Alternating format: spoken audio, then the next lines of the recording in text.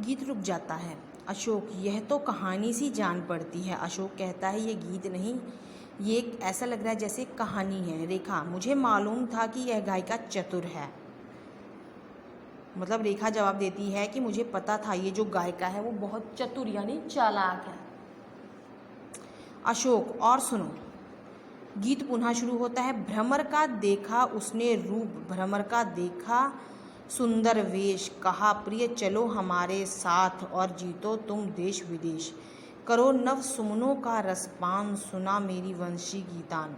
मतलब इस गीत में जो गायिका है वो बताती है कि जो भ्रमर है वो क्या करता है, देखता है, जो भ्रमर का देखता है किस तरह का उसका रूप है, कितना वह सुंदर है, उसे कहता है मेरे साथ चलो हम देश विदेश घूमेंगे। मतलब उसे अपनी तरफ करने की कोशिश करता है कि वो उसके साथ रहे। फिर गीत रुक जाता है। अशोक, उसके बाद हाथ पर ठोडी रखकर बैठ जाते हैं। रेखा, लेकिन सम्राट यह गीत तो बड़ा अटपटा सा जान पड़ता है। अरे क्या था, कोई अभिशाप, अरे या कोई मायाविनी का जाल, कि दो आशंका का बंदाज, शांति सुंदरता का बनकाल, भ्रमर के विश्व विजय की ठान, सुना वंशी गीतान।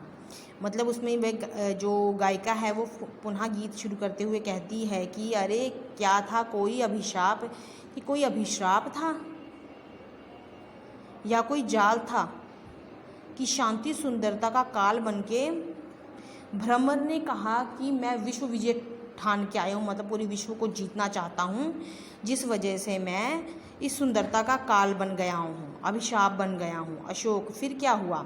रेखा, आप तो ऐसे सुन रहे हो जैसे आकाशवाणी हो। रेखा कहती है, आकाशवाणी होती है बेटा जो आकाश से आवाज़ आती है उसे कहते हैं आकाशवाणी, या फिर आप कह सकते हो परमात्मा की वाणी। अशोक, सुनो रेखा, निश्चय ही इसमें कुछ भेद है। रेखा, क्या? ध्वंस करता फूलों के पंख, छेदता कलियों के लघु घात, मसलता किशुक पीत पराग, करोड़ों जीवों का आघात, रुधिर से लाल चला नादान नादान, सुना वंशी की तान।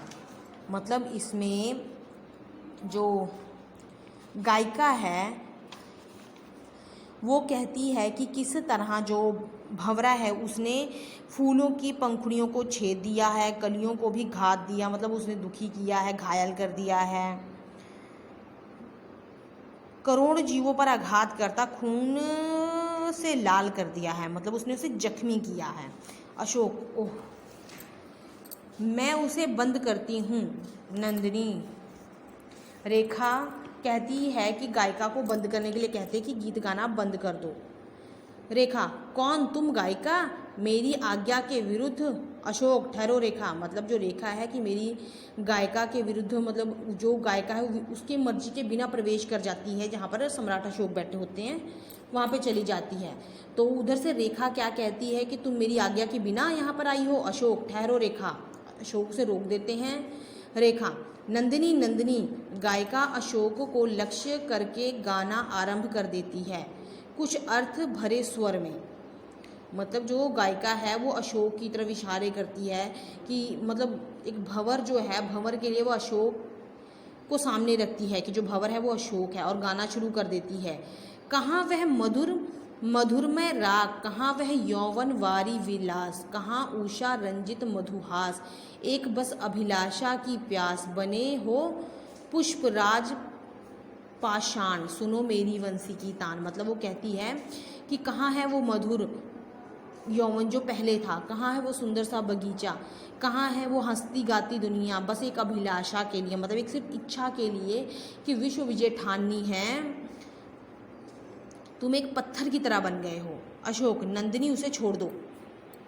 नंदिनी का प्रवेश, और नंदिनी गायिका को की ओर बढ़ती है, मतलब उसे वहाँ से हटाने की कोशिश करती है, पर जो अशोक है उसे रोक देता है। नंदिनी छोड़ कर जाती है गायिका से। गायिका, कौन हो तुम, सच बताओ, मेरी हत्या करने भेजी गई हो ना तुम, तो भूलती हो, देखती हूँ यह कटार। मतलब जो अशोक हैं वो कहते हैं तुम कौन हो, तुम्हें यहाँ किस लिए भेजा गया है? मेरी हत्या करने के लिए भेजा गया है। देखती हूँ, मतलब उसने कटार निकाल कर दिखाते हुए कहा कि तुम मुझे हत्या नहीं कर सकती। गायिका, सम्राट मेरी गर्दन आपके सामने है, आप वार कर सकते हैं। जहाँ रक्त का सागर आपने बहाया है वहाँ एक बूंद खून और बहाने से क्यों चूकिएगा? मतलब अशोक सम्राट को कहती है कि आपने कलिंग विजय के लिए इतने सारे लोगों का रक्त बहाया, रक्त की नदियाँ बहा दी, इतने लोग मरे हैं वहाँ पर। अगर एक जगह थोड़ा सा खून मेरा भी बह जाएगा तो कौन सा बड़ी बात होगी? अशोक, तो क्या तुम्हारे गीत का निर्दय फूलों का राजा भ्रमर मैं हूँ? अशोक पूछता है कि जो निर्दयी है, जो राजा है, भ्रमर है, क्या वो मैं हूँ? गायिका, मेरे गीत तो कहानी है सम्राट, आपका जीवन कठोर सत्य है। अशोक, कठोर सत्य? गायिका, तुम जानती हो किससे बात कर रही हो? अशोक ने कहा कि गायिका, क्या तुम जानती हो कि तुम किससे बात कर रही हो? गायिका, जानती क्यों नहीं, मैं बात कर रही हूँ पाटलिपुत्र के राजा से, जो कल ही 1,00,000 निर्दोष मनुष्यों का रक्त बहाकर भारतवर्ष का सम्राट बना है। मतलब क्या मैं, वो कहती है गायिका कि हाँ मैं जानती हूँ पाटलिपुत्र के राजा अशोक को, जिसने कल ही 1,00,000 लोगों की, मतलब निर्दोष मनुष्यों 1,00,000 लोगों को मारकर पूरे भारतवर्ष का सम्राट बन गया। रेखा, क्या? गायिका, कुमारी, युद्ध क्षेत्र में अब भी सैकड़ों मनुष्य तड़प रहे हैं, अब भी अधमरे घायलों की कराहें से आकाश गूंज रहा है। सुना आपके सम्राट? मतलब कि जो गायिका है वो रेखा से कहती है कि कुमारी, क्या आप जानती है आज भी वहाँ पर युद्ध भूमि में सैकड़ों लोग तड़प रहे हैं दर्द के मारे, क्योंकि वो घायल हुए हैं युद्ध में। क्या उनकी जो गूंज है वो आपको सुनाई दे रही है सम्राट? रेखा, पागल हो क्या गायिका? रेखा गायिका से कहती, क्या तुम पागल हो? गायिका, मेरे साथ चलिए, आपको दिखाऊंगी मृत्यु का तांडव नृत्य। आपका हृदय है, उसमें रक्त है, वैसे ही रक्त है, वैसे ही सहस्त्रों हृदय धूल में सने पड़े हैं। सच बताइए सम्राट, क्या यही आपकी विजय है? मतलब गायिका सम्राट से पूछती है कि जिस तरह आपके हृदय है, आपका रक्त है, आपको चोट लगती है, आपको तकलीफ होती है, वैसे ही बहुत से लोग वहाँ पर सने मरे पड़े हैं, घायल पड़े हैं। क्या आप इसी को कहते हैं विजय, यानी जीत इसी को कहते हैं? अशोक, मेरी विजय? गायिका, सम्राट, कलिंग की राजधानी उजड़ी पड़ी है, कलिंग का हरा भरा प्रदेश वीरान पड़ा है। सच बताइए, क्या आपकी विजय यही है? मतलब उसको उजाड़ने से क्या आप जीत जाएंगे? अशोक, मेरी विजय? गायिका, और सुनिए सम्राट, 1,00,000 से ऊपर युवकों की लाशें मैदान में पड़ी हैं, सहस्त्रों आपके बंदी गृह में पड़े हैं। बंदी गृह होता है बेटा जहाँ पर कैदियों को कैद किया जाता है, सड़ रहे हैं, और जो बचे हैं उनकी आत्माएं झुलस चुकी हैं, मर चुकी हैं। बताइए, इसी में आपको विजय मिली है? रेखा, बौद्धों की दुर्बल नीति किसी और को समझाना। गायिका, सम्राट को परामर्श देना तुम्हारा काम नहीं है। रेखा ने कहा कि जो तुम बातें अशोक को बता रही हो वो बौद्धियों के लिए है, जो सम्राट है उसको परामर्श देना तुम्हारा काम नहीं है। अशोक, कहे जाओ गायिका। अशोक की आंखें खुल रही हैं। रेखा, यह क्या कह रहे हैं सम्राट? इस तुच्छ भिखारनी की बातों में पड़ रहे हैं? गायिका, सम्राट, आपकी जीत ही में आपकी सबसे बड़ी हार है। आपने कलिंग की धरती को जीता नहीं, उसकी आत्मा को नहीं जीता, सिर्फ धरती को जीता है। रेखा, आत्मा को जीतना ऋषियों का काम होता है, जिसके पास भुजबल होता है वह मर सकते हैं या फिर मार सकते हैं। गायिका, भुजबल? सम्राट ने किस भुजबल का प्रयोग किया था? उसका हजारों सैनिकों का ही तो, जिन्हें पाटलिपुत्र से लाया गया था। मतलब कहा कि जो विजय है वो सिर्फ सम्राट की वजह से नहीं मिली है, बल्कि उन लोगों की वजह से मिली है जो सैनिक उस युद्ध में लड़े थे। उनसे पूछिए, क्या इस हत्या को वे जी से चाहते थे? रेखा, चाहना और सोचना सैनिकों का कर्तव्य नहीं है, उनका तो कर्तव्य है मरना या मारना। गायिका, एक बात रह गई राजकुमारी, भूल जाना कि शत्रु के भी एक नन्हा सा प्यारा सा गांव, सोपन सी मधुर स्त्री, गुलाब सा कोमल बच्चा है। मतलब वो समझाती है कि जो सामने वाला इंसान जिसे आप मार रहे हैं, क्या उसका गांव नहीं है? क्या उसकी सुंदर सी स्त्री नहीं है? क्या उसका बच्चा नहीं है?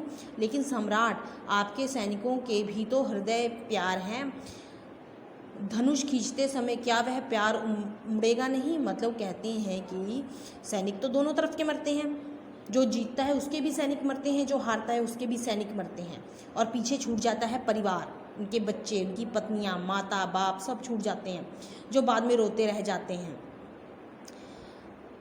अपने शत्रु का हाथ चलाते समय क्या उस हृदय जो है उनका दुखेगा नहीं कि हाँ भाई मैं किसी का घर उजाड़ रहा हूँ? कितना भयानक विचार है ना यह। अशोक, मेरा दिल तो नहीं दुखता गायिका। रेखा, आपको क्या होगा, आपको क्या हो गया है? यह दुर्बलता एक सम्राट को शोभा नहीं देती। क्योंकि जो सम्राट है वो गायिका की बात सुनकर उनके हृदय में मतलब ये हो रहा था कि हाँ मैंने कितने मासूम लोगों को मार दिया है। तो ऊपर से जो रेखा है वो क्या कहती है कि आपको ये दुर्बलता, ये कमजोरी शोभा नहीं देती। गायक कुमारी, क्या सम्राट मनुष्य नहीं है? गायिका पूछती है कि जो सम्राट है क्या वो इंसान नहीं है? रेखा, मनुष्यता के मायने कायरता नहीं है। अशोक साहसी है, वीर है। अशोक, रेखा मैं साहसी हूँ इसलिए मेरा दिल दूसरों के लिए ना दुखेगा। रेखा, सम्राट। गायिका, दुखेगा क्यों नहीं सम्राट, आपका दिल भी दुखेगा। हिमालय के पाषाण हृदय से भी शीतल नदियाँ निकलती हैं। मतलब जो गायिका है वो सम्राट को कहती है कि सम्राट आप भी इंसान हैं, आपके हृदय में भी दिल है, आपके हृदय में भी दया उत्पन्न हो सकती है। क्यों? क्योंकि एक पहाड़ होता है, पत्थर का बना हुआ होता है, फिर भी उसमें से ठंडी ठंडी पानी की नदियाँ निकलती हैं। रेखा, गायिका मैं जानना चाहता हूँ कि तुम किस आधार से आर्यवर्त के सम्राट को उपदेश देने आई हो। गायिका, मनुष्य दूसरों के मारने के लिए पैदा नहीं हुआ है, दूसरों के जीने के लिए पैदा हुआ है। मतलब जियो और जीने दो, दूसरों को मारना नहीं चाहिए। अशोक, सुनती हो रेखा, मैं तो अब तक अपने आप में जीता रहा हूँ, बिल्कुल अपने के लिए। मतलब अशोक कहते हैं कि मुझे तो पता ही नहीं था कि मैंने इतने लोगों को दुख पहुँचाया है, आज तक मैं सिर्फ अपने लिए जिया हूँ, बिल्कुल अपने लिए। जो अपने लिए जी सकते हैं वही दूसरों का पालन कर सकते हैं। रेखा कहती है जो इंसान अपने लिए जीता है वही दूसरों का पालन करता है। तुम भूल रही हो राजकुमारी, जो अपने लिए जीते हैं वे दूसरों का पालन नहीं कर सकते, केवल दूसरों की दया का पात्र हो जाते हैं या पात्र बनकर रह जाते हैं।